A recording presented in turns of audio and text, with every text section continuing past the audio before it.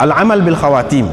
Lepas tu dia ambil hadis Abu Hurairah ni, dia kata dalam perang Khaybar ada seorang yang mendakwa Islam, tak tahulah apa yang Nabi SAW kata dia tu ahli neraka tu, makna sebenarnya dia tidak Islam ke ataupun lagu mana. Nama dia ni ada dalam kitab-kitab hadis sebut nama dia Quzman nama orang ni.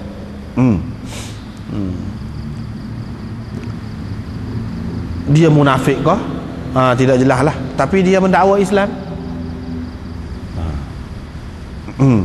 Biasanya orang yang mendakwa Islam ni kalau munafik dia tidak lagu ni, dia tidak gomo pegang mati-matian gitu. Dia tidak gomo gitu. Bahkan dia cuba cari jalan tak pergi perang. Biasa. Jadi hak Nabi SAW kata ahli neraka ni, mana dia kafir ke? Belum pasti. Tidak semesti orang kafir masuk neraka. Orang Islam pun masuk juga neraka kalau dia buat dosa. Hak ni pun dosa juga. Boleh jadi dia Islam. Ini hadis ini tidak menunjukkan dia ni kafir. Jadi maknanya bunuh diri itu jadi kafir? Tak.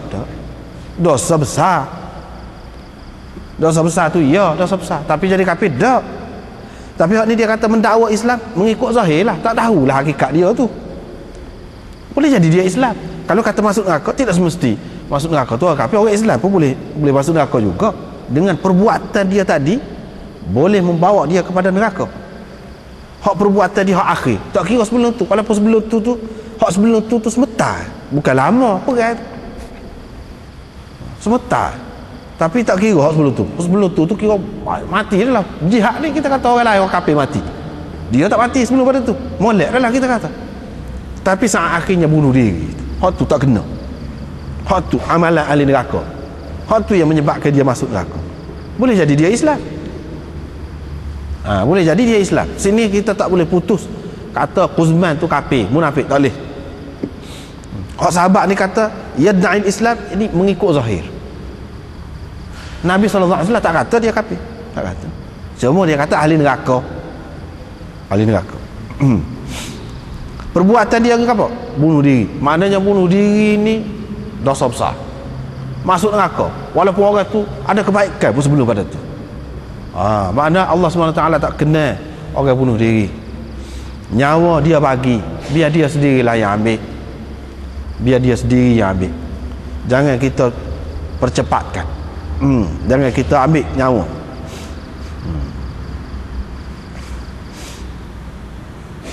Sebab waktu nikmat yang paling besar ada nyawa tu.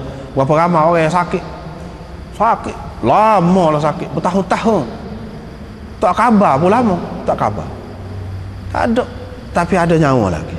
Selagi ada nyawa, ada hidup, ada makna. Lepas pada tu segar, tak ada bersatu. Berapa ramai yang kita selalu tengok. Berapa ramai orang yang mana sakit berat tu sehingga dia kata kalau doktor cocok ubat biar mati pun tak apa dia, tiba-tiba tak mati. Kalaulah kata doktor tu ikut area dia lah, setengah-setengah negeri lah boleh buat lagu tu. Kalaulah doktor tu ikut area dia, tak ada lah dia. Sedangkan kita tengok berapa ramai orang yang sakit sampai peringkat tu dah lah. Kadang-kadang doktor kata tak ada ubat, segar mega pula lepas pada tu, segar mega. Mana siapa tahu masalah nyawa ni, ajal ini. Sebab itu Tuhan tak kenal sangat, cabut nyawa. Gitu. Bunuh diri. Lepas tu Nabi SAW pun suruh Bilal isytiharkan kepada orang, tidak akan masuk syurga kecuali mukmin. Sini nampak macam apa ni, orang mukmin ni tidak akan masuk syurga kecuali mukmin. Maknanya sebaliknya, tidak akan masuk neraka kecuali orang kafir. Tapi mafhum mukhalif tu tak boleh nak pakai. Mafhum yang berlawanan tak boleh nak pakai. Di sini tidak masuk syurga kecuali mukmin. Maknanya walaupun masuk syurga kemudian dia kena mukmin. Ataupun kalau kita kata kalau tidak masuk syurga awal atau syurga yang istimewa kecuali mukmin, mukmin yang sempurna imannya. Gitu.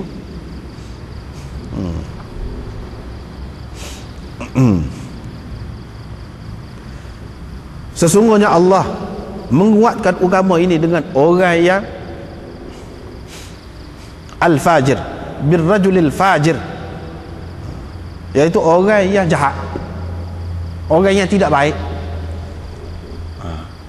Kadang-kadang Allah SWT ni takdir dia kehendaki agama dia ni naik dengan orang-orang yang tidak baik. Tidak semesti orang itu baik. Sikit sebanyak ada peranan dia. Ada kadang-kadang. Kadang-kadang Allah SWT buat gitu.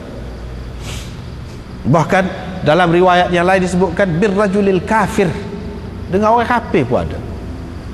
Kadang-kadang Allah SWT kuatkan agama dia dengan orang kafir. Ada juga. Tidak semesti dengan orang Islam, tak mesti.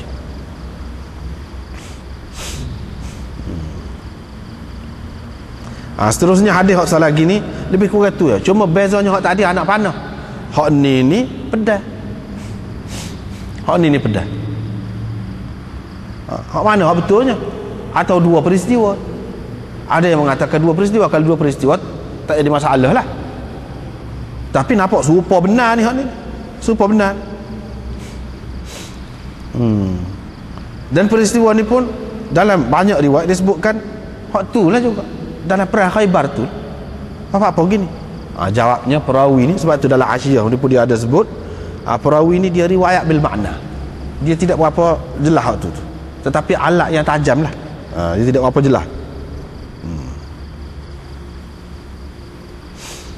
Itu nombor 9. Ini salah satu dalil lah. Satu dalil walaupun kita hadis yang setinggi Bukhari ni, dia ada benda-benda yang macam ni.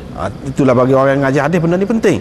Kita tengok nombor 9. Dalam taudhih dia kata hadis Abu Hurairah yang lalu dan hadis ini peristiwa sama, kata dia. Wa innar rawi naqalahu 'anil ma'na. Rawi telah meriwayatkannya dengan makna. Dengan makna. Jadi maknanya bunuh diri dengan sesuatu benda yang tajam. Benda yang tajam ni pedang boleh jadi. Apa nama ni? Anak panah tu pun boleh jadi. Jadi riwayat bil makna. Ini ada riwayat bil makna. Ini salah satu buktinya. Supaya juga tadi hak anak dia, cucu Nabi SAW hak nak mati tadi, dalam setengah riwayatnya dia kata anak perempuan hak nak mati. Dalam setengah riwayatnya dia kata anak lelaki. Hak mana satu? Adakah peristiwa yang berlainan? Kebanyakan ulama mengatakan peristiwa tu lah. Lepas tu apa ni gini? Perawi. Inilah perawi ni. Kadang-kadang dia lari benda-benda gitulah. Tetapi anak dia lah, ke mana-mana pun cucu dia lah. Cucu dia lah. Lelaki ke perempuan? Tu kan setengah-setengah riwayat perempuan, cucu. Setengah-setengah riwayat lelaki. Riwayat ini maknanya tidak berapa tepat lah. Tidak berapa tepat dari segi isi dia tu. Sahih tu sahih, syukur sahih tu. Tapi dari segi isi dia tu mana hak tepat?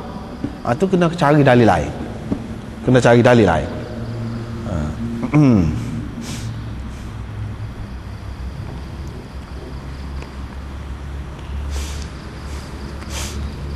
Maknanya di sini dalam hadis ni dia kata orang yang paling berguna kepada orang-orang Islam. Mana dalam perang. Sebab apa? Dia lawan hebatlah perang dia tu. Bila Nabi SAW kata gitu, sahabat ni perhati, dia kata tentu dia tidak lagu ni. Tidak seperti mana hak zahir dia ni. Nampak berguna kepada orang Islam. Maka dia tu Islam lah kira-kiranya. Mati dalam keadaan molek lah. Masuk syurga lah, syahid lah kira-kira. Tidak. Jadi dia pun tu nak tengok hak Nabi SAW kata. Jadi jelaslah dia tengok tu serupa dengan hak Nabi SAW raya. Maknanya sebelum pada tu sahabat sudah tahu dah lah bunuh diri ni tak boleh. Bunuh diri ni tak boleh. Bahkan dalam Quran pun sebut tak boleh juga bunuh diri.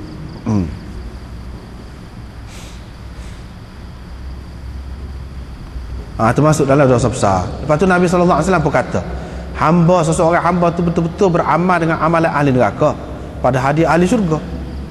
Hak akhir sekali, wa innamal a'malu bil khawatim. Amalan-amalan ni dikira berdasarkan hak akhir dia, hak hujung dia. Jadi kita tak boleh pegang dengan hak ni. Lagu tu kita tak sebut amal lagi lah, muda-muda ni. Kita berjoli dulu, kita poya-poya dulu. Tak boleh. Nanti tua baru kita buat amal. Sebab amalan mengikut hak akhir. Kita mana tahu tua baru kita akhir. Takut akhir kita nya tak lama lagi. Hadis ini menunjukkan kita kena beringat seumur. Lepas tu kita tidak bergantung kepada amalan kita, tidak berasa sedap hati.